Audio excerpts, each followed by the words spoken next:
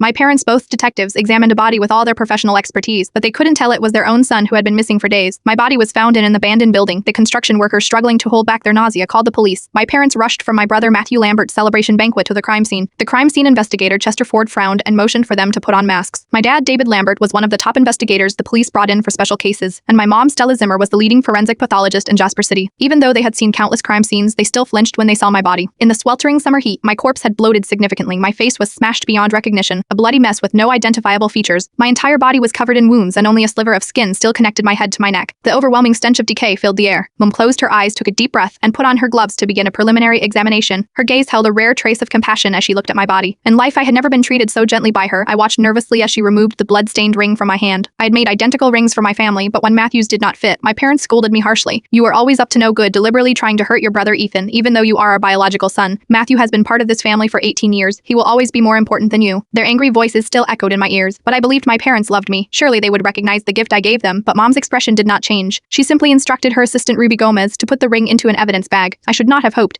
In their hearts, I never existed, even though I was their biological son. My sister Amy Lambert once told me that Mom and Dad adopted Matthew because they could not find me after I was kidnapped. She said I was always their favorite son, but when I returned home, there was no place left for me. I felt like an intruder in my own family. After surveying the scene, Dad sighed and asked Mom, "What's the situation with this body?" Mom removed her gloves and massaged her furrowed brows. The victim appears to be around 20 years old. Preliminary cause of death looks like a throat slit. He was likely tortured for a long time before he died. The method is brutal and the public impact will be severe. We need to solve this case quickly before it blows up in the media. Dad lit a cigarette and took a deep drag. He had a troubled expression even after death. "I was still causing my parents problems," Chester reminded them. "The killer hasn't been caught yet, so you should be extra careful at home. You have 2 sons, don't let them go out at night." Mom's voice was impatient. Matthew was always obedient. "It's Ethan I can't control." Chester, being an old friend of my parents, knew all about our family situation. Dad rubbed his right shoulder. Chester noticed and asked, "David, is your shoulder acting up again?" Dad waved him off. "It's fine, I put on one of those pain relief patches Ethan bought." He stopped mid-sentence. The son they called rebellious still cared about their health. Chester patted Dad on the back. "You should treat Ethan better, after all, he is your real son." Dad shook his head. "A couple of days ago, Matthew had a tennis match and he kept asking for Ethan to come watch, but Ethan, he picked up the phone and then ghosted us." Matthew was so worried about his brother, he only got 3rd place. "Ethan hasn't been home in days, who knows if he's dead out there somewhere. As you didn't raise yourself, just never turn out right." Hearing my parents' complaints and accusations, I felt a chill in my heart. "Mom, Dad, it was not that I did not want to come home. I just couldn't anymore. The ungrateful son you talked about died the day you were at Matthew's tennis match. My body was now right in front of you at the case briefing." After listening to my mom's autopsy report, the officers all had somber expressions. My death was gruesome, making facial identification impossible. The abandoned building where my body was dumped was not the original crime scene, significantly increasing the difficulty of solving the case.